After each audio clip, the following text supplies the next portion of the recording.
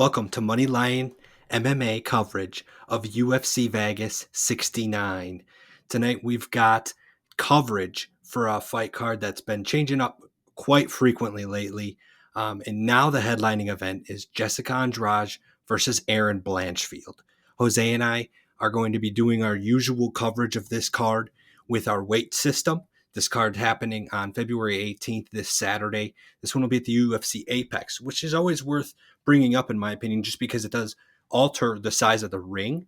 So that's one thing that's always worth considering when we're talking about kickboxers, boxers, people who want to wrestle and stuff like that. But regardless, usual weight system will be in place. And as always, we'll be starting with the 5 weight. So getting right into it without wasting any time. My 5 weight for this card is going to have to be Zach Pauga to beat Jordan Wright. This is a light heavyweight bout that is going to actually be the co-main event, which, man, Jose, it's kind of weird to see these guys being the co-main event. But before I get too deep, I'll mention that Zach Pauga is a minus 330 favorite in this fight. Jordan Wright is a plus 240 underdog. Jose, what do you have for a weight on this? So for this fight, yeah, I actually have Zach Pauga as well taking the win. Mostly being is Jordan Wright. He's on a 3-fight losing streak. He's most likely out the door with this loss. While Zach Pauga, yeah, he's not been in the UFC long. He's only been there once and against Usman, and he's an Usman brother, so not much to say there anymore. But I do think this is a good turnaround fight for him. So I'm going with Zach Pauga as my weight number 3. 3 weight, okay. Yeah, man. And one reason I was really confident, obviously the most confident of these 5-fight options on UFC Vegas 69, is just because of a couple of things, mainly circled around the size of these dudes. You did mention that Pauga's recently got knocked out by Mohammed Usman. That's a heavyweight contender right there. And I believe it's listed here as a UFC Fight Night, but I think that was the Ultimate Fighter finale or something like that. And it was a heavyweight fight. And I mean, I think Zach Pauga, my point here is that Zach Pauga is a big dude, and he's fighting at his natural weight here at light heavyweight. I think he moved up a little bit heavier than he should have at heavyweight just to be a part of the Ultimate Fighter or whatever. But at this point, Jordan Wright is, in my opinion, the other side of the spectrum. He's a little bit smaller. He's a 185er coming up to 205. I think the size difference alone, the strength, man, I think we're going to really see it here. And obviously you already highlighted the fact that Jordan Wright's on a 3-fight losing streak. And there, Dusko Todorovic definitely holds some power.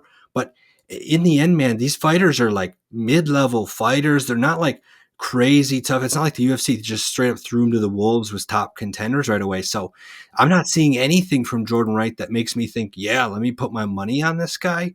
I felt like he was just not ready. He was not of the same level of the guys he's been fighting. And it doesn't seem to be too big of a step down in competition at all against Zach Pauga.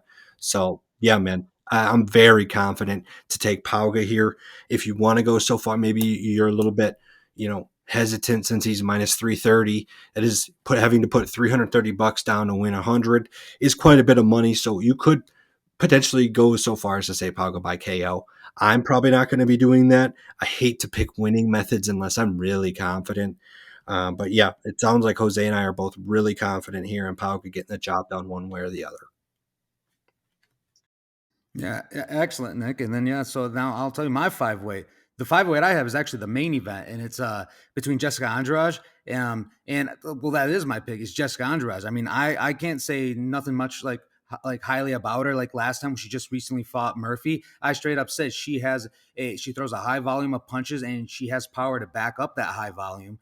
And she ultimately did what I thought she would, which was wreck Murphy pretty rock her up pretty bad. And right now, Jessica Andrade is actually the betting favorite at minus 184, while Erin Blanchfield is the betting underdog at plus 142.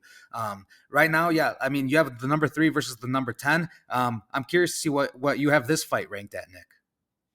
Man, I have Andrade actually as my number 4. I agreed that Andrade really should win this fight. There's a few things that concern me, no doubt about it, given that she's coming about a week.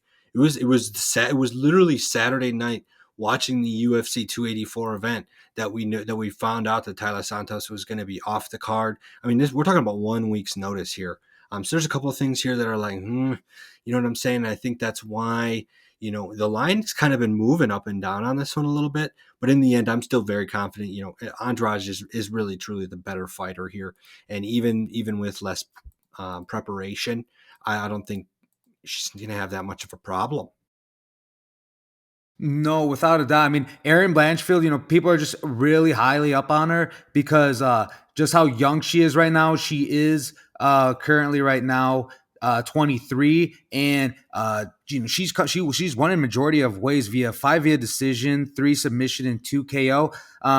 Jessica Andrade, she's extremely tough, so I don't think she's going to be put out by Erin Blanchfield. And to be honest, yeah, this is the biggest test of Erin Blanchfield's career, and it's a big jump from her most recent competition. So that being said, yeah, I think it's safe to say that you and I having Jessica Andrade highly on our weights, both at 4 and 5, it is pretty accurate. So I'm good with this one, Nick. Man, I mean, I still got to say, like, thinking about this, what if this fight wasn't short notice for Andrade? If you gave her a full camp, and all the likes, what do you think these odds are, man? Because to me, there's no. I feel like she'd be like minus 250, 280. I don't know. I get that there's a lot of hype for Erin Blanchfield because she's young. She's undefeated in the UFC. She's got 2 straight finishes, submission finishes at that in her last 2 fights, which were both in 2022. So I get it. There's a lot to be excited for there. And in all reality, if you also look at the height and the reach of these 2 ladies, Erin Blanchfield is the bigger lady. But that doesn't necessarily mean she's stronger. And I haven't seen enough out of Erin Blanchfield's grappling and jiu-jitsu to be honestly concerning if I'm Andrade. I mean, she was able to submit Molly McCann and JJ Aldrich, but what I'm trying to get at is that JJ Aldrich was the one that brought that fight to the ground. Erin Blanchfield was 0 for 4 on her takedown attempts. I don't know, man. I just don't think Erin Blanchfield's necessarily going to be good enough at this point to just command the fight to be where she wants it to be. I think it's going to be more in Andrade's court. And obviously, I don't have to continue talking much about Andrade for all the championship fights that she's had. I mean, she's just very clearly got the experience advantage. And she's still in what I would consider to be a great part of her prime, in all honesty. I mean, she might not necessarily be in the best part of her prime, but I don't think she's necessarily like old and washed up either. So I'd expect to see a pretty good Andrade. Like I mentioned earlier, the only thing I'm actually a little concerned about is because her fight against Lauren Murphy, man, that went the distance. And she beat up Lauren Murphy. I mean, she threw 2.3 times more strikes than Lauren Murphy in that fight. So naturally, she took less damage, but there's no doubt in my mind that she, probably took some time off after that, at least a week or two. You don't do a whole lot, let your body recover. So I do wonder how that's going to factor into this fight, but it is also only 3 rounds, or excuse me, no, this could be a 5. And that even goes further to say, man, that this could be 5 rounds, but will it get that far? I doubt it. I don't know. Regardless, 4-weight will be Andrade. Yeah, man. No, Nick, I couldn't agree anymore. Yeah, not much to say here with this one. Yeah, I will admit that this late notice thing is a bit questioned, but as you kind of mentioned, she's just looked phenomenal her last fight. So I don't think she really needed to have a full camp for this one. I don't think she would have taken this fight, especially if she thought it was a major risk to her. I mean, she's won 3 in a row against top challengers, and so her taking this fight last minute against the number 10 ranked fighter, I think says a lot. So again, I don't think she probably needed a full camp for it, as she pretty much just came out of one not long ago. True. But that being said, well, now that was your number 4, so then I'm gonna move on now with my number 4, and my number 4 is actually Jim Miller.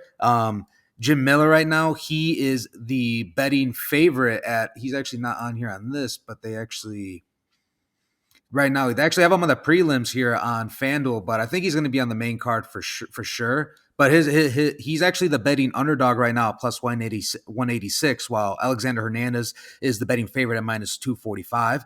This is a vet. He has the most wins in the UFC, going against a guy that once had a lot of hype behind his name, and Alexander Hernandez. I'm actually very excited for this lightweight bout. What are your thoughts on this matchup, Nick? Man, this is going to be fun. Jim Miller, like, I get he's old and I get he's not supposed to be good and this and that, but he's found himself on a 3 fight win streak, man. I don't know. I like him here. I got him as my 3 weight. So that's one that we actually we're close on. We don't both, you have a little heavier weight on him, but honestly, man, I wouldn't have even hesitated that much to put him as my 4 weight either. I think Jim Miller is going to have a really good chance to win here. Alexander Hernandez, he's somewhat of a prospect, but in all honesty, he's kind of been rough in a lot of his UFC performances, especially lately with both of his losses ending within the first 2 rounds. So I don't have enough here to be confident in Hernandez, and I'm not going to sit here and say, oh well, just because Jim Miller's older, he will be at a disadvantage here. I just don't see it. I think Jim Miller is a hard worker, and we'll still see a pretty good side of him, which is why I've got my 3 weight. Yeah, yeah, and I agree with you, Nick. Jim Miller's definitely a hard worker. I mean, if anything, I have him. They're both good grapplers, good wrestlers. But if anything, I would take Jim Miller, and I would even say possibly by submission. I mean, out of his 35 wins, 19 of them come via submission. That's pretty impressive. Hernandez has only been submitted once in his career, but I have noticed that he does not do as well when it comes to other vets. For example, when he fought Donald Cerrone back then, a lot of people thought that he was going to bulldoze Donald Cerrone, and Donald Cerrone, pieced him up pretty well. And right now, Alexander Hernandez is coming off a 2 fight losing streak, getting submitted and TKO'd. I don't know. I think the hype behind him has kind of just died down.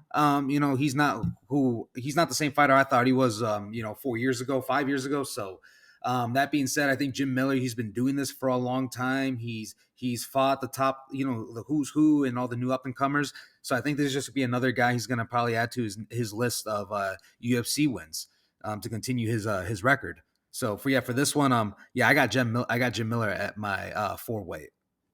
Yeah, man. I mean, I think there's just no doubt about that Jim Miller is going to make this a close fight. I think it's going to be our underdog of the week from what it looks like. We both got combined 7 weights on him, and I think that's for a good reason.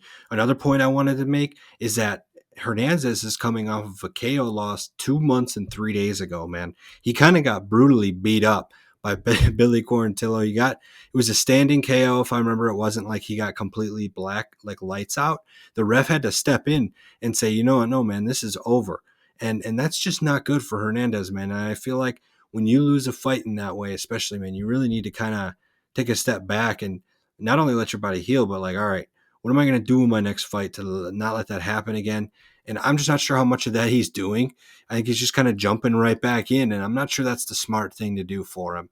No matter how much or little experience he has, I think that gives us even more of an advantage on our Jim Miller pick.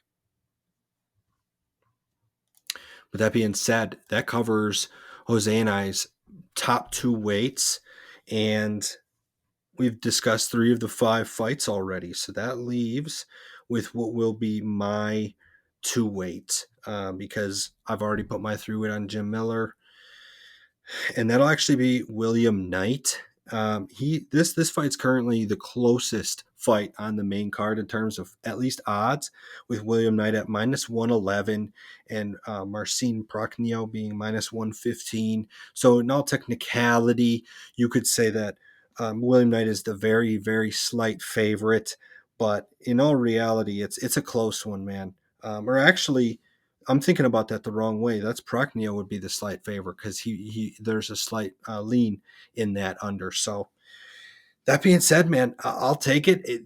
Neither of these guys impressed me that much, and it's unfortunate is the word I'm looking for, because I think William Knight has a lot of potential.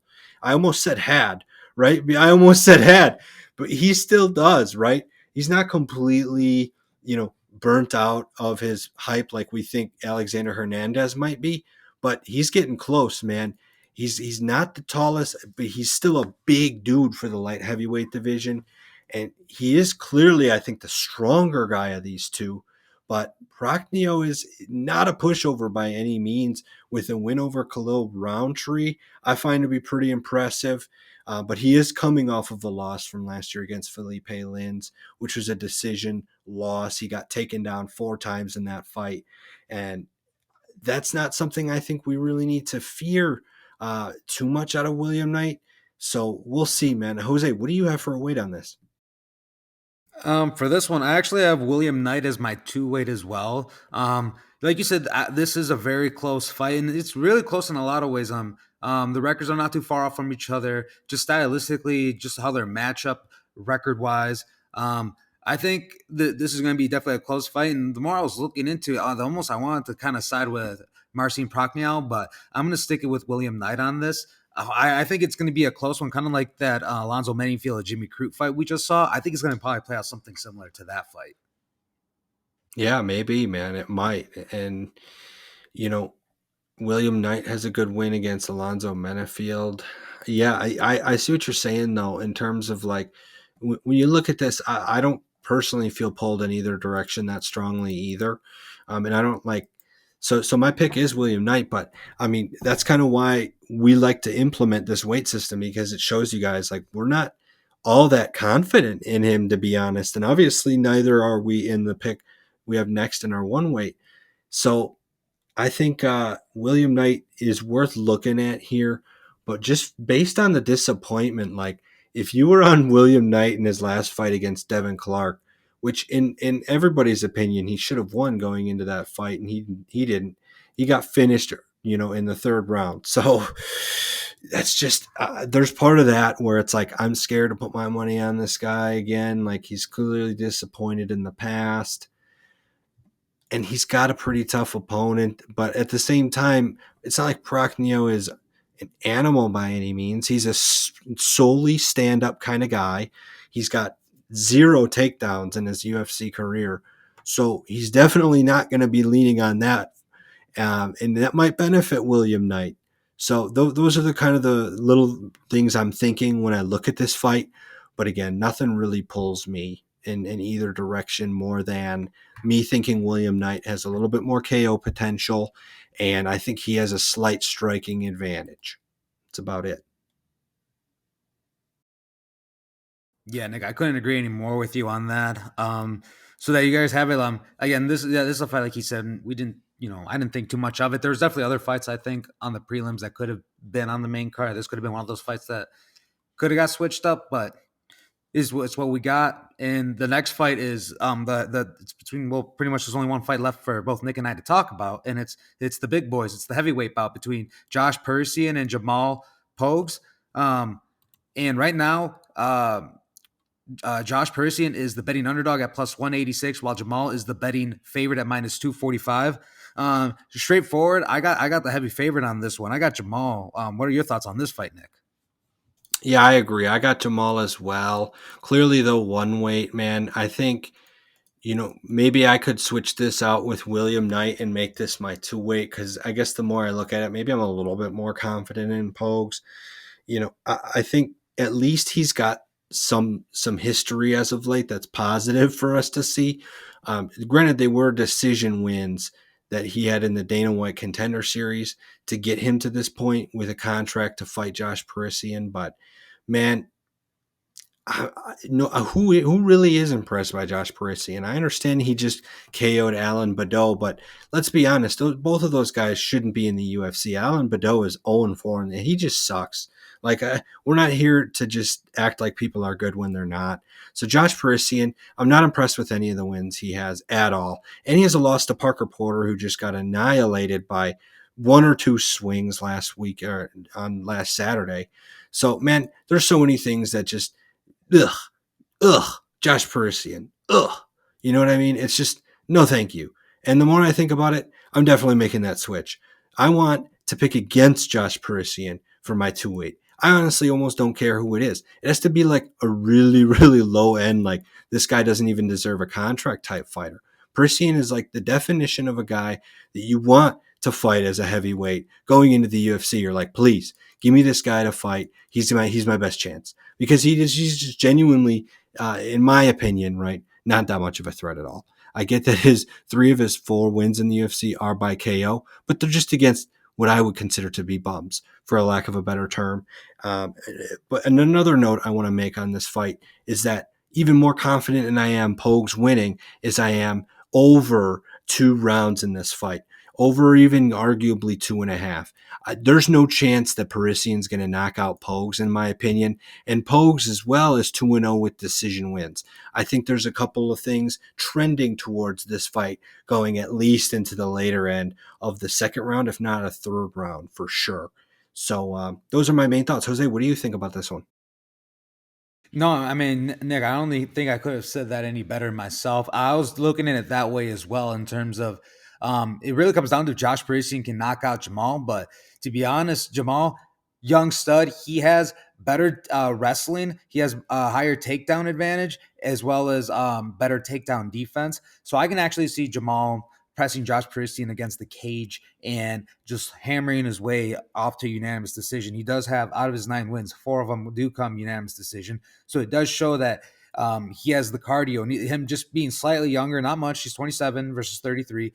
He does have good cardio. So to make it to the to keep pushing at a high pace to the third round. So for this one, yeah, I'm gonna go with him. I don't see Josh Parisian knocking him out. So, but again, yeah, it's like since we had to rank these fights, this is the least confident because I guess if there is an equalizer, it is that knockout power. But that's pretty much how it is in the heavyweight division in general. Yeah, man, I'm glad you pointed out the wrestling and potential ability to take down that Pogues has at least shown in the past. He got 0 against his last fight, but he got 7 in his first UFC Contender Series fight. So it does average to be 3.5, right? So it seems a little bit better than I think it really is. But at least that shows, in my opinion, even further in that the over 2.5 rounds might hit on this one because Pogues would be cool with clinching on the fence, like you said, pushing him back, taking him down, kind of just punching him down, getting the decision win. So that would not surprise me at all. And I don't think Parisian's going to be able to do anything to really stop it. But I guess I've been wrong before. I don't think I'll be wrong here. But yeah, that covers our 5 weights for UFC Vegas 69. Jose mentioned that Jim Miller, Alexander Hernandez fight. Some places listed as a prelim, but on the UFC website, they have it as a main event, or at least a main card event, not the main event, of course. So we'll see. I think the UFC might need to get its crap together when it comes to having their UFC website accurate. I really wouldn't think that would be that challenging, but it can be. Regardless, thank you guys for listening, and we will be back for the next UFC event as always. And let us know down below. We've got some changes. A new logo was just put on the site, so go check it out as well at Moneyline MMA on Twitter. And let us know what you guys think of the changes that we're implementing here to get you guys the best experience as a viewer. Thank you. Thanks again for listening, and we'll talk to you next week. Thanks, guys.